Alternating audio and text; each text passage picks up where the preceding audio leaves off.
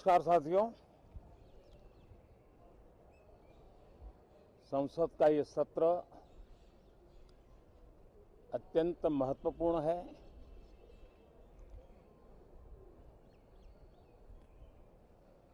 देश आजादी के अमृत महोत्सव मना रहा है। हिंदुस्तान में चारों दिशाओं में से इस आजादी के अमृत महोत्सव के निमित्त रचनात्मक, सकारात्मक, जनहित के लिए, राष्ट्रहित के लिए सामान्य नागरिक अनेक कार्यक्रम कर रहे हैं, कदम उठा रहे हैं और आजादी के दीवानों ने जो सपने देखे थे उन सपनों को पूरा करने के लिए सामान्य नागरिक भी इस देश का अपना कोई न कोई दायित्व निभाने का प्रयास कर रहा है।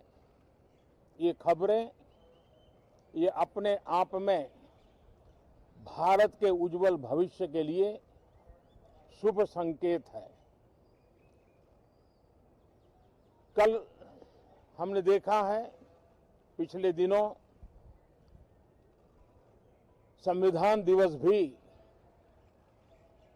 नए संकल्प के साथ संविधान के स्पिरिट को चरितार्थ करने के लिए हर किसी के दायित्व के संबंध में पूरे देश ने एक संकल्प किया है। इन सब के परिप्रेक्ष्य में हम चाहेंगे, देश भी चाहेगा, देश का हर सामान्य नागरिक चाहेगा कि भारत का संसद का ये सत्र और आगे आने वाले भी सत्र आजादी के दीवानों की जो भावनाएं थी, जो स्पिरिट था, आजादी के अमृत महोत्सव का जो स्पिरिट है, उस स्पिरिट के अनुकूल संसद भी देश हित में चर्चाएं करे,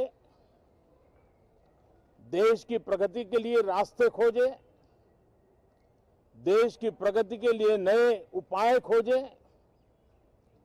और इसके लिए ये सत्र बहुत ही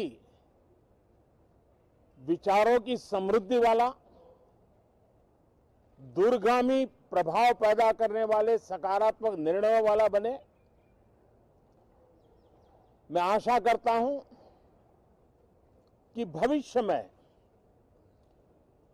संसद को कैसा चलाया, कितना अच्छा कंट्रीब्यूशन किया, उस तराजू पे तोला जाए, न कि किसने कितना जोर लगा करके संसद के सत्र को रोक दिया। ये मानदंड नहीं हो सकता है। मानदंड ये होगा कि संसद में कितने घंटे काम हुआ, कितना सकारात्मक काम हुआ। हम चाहते हैं सरकार हर विषय पर चर्चा करने के लिए तैयार है, खुली चर्चा करने के लिए तैयार है। सरकार हर सवाल का जवाब देने के लिए तैयार है और आजादी के अमृत महोत्सव में हम ये भी चाहेंगे कि संसद में सवाल भी हो, संसद में शांति भी हो। हम चाहते हैं संसद में सरकार के खिलाफ, सरकार की नीतियों के खिलाफ जितनी आवाज प्रखर होनी चाहिए हो, लेकिन संसद की गरिमा, स्पीकर की गरिमा, चेयर की गरिमा, इन सब के विषय में हम वो आचरण करें जो आने वाले दिनों में देश की युवा पीढ़ी को काम आए। पिछले सत्र के बाद कोरोना की विकट परिस्थिति में भी देश ने 100 करोड़ से अधिक डोजेज कोरोना वैक्सीन और अब हम 150 करोड़ की तरफ तेजी से आगे बढ़ रहे हैं। नए वेरिएंट की खबरें भी हमें और सतर्क करती हैं और सजग करती हैं। मैं संसद के सभी साथियों को भी सतर्क रहने के लिए प्रार्थना करता हूं। आप सभी साथियों को भी सतर्क रहने के लिए प्रार्थना करता हूं, क्योंकि आप सबका उत्तम स्वास्थ्य, देशवासियों का उत्तम स्वास्थ्य ऐसी संकट की घड़ी में हमारी प्राथमिकता है। देश के 80 करोड़ से अधिक नागरिकों को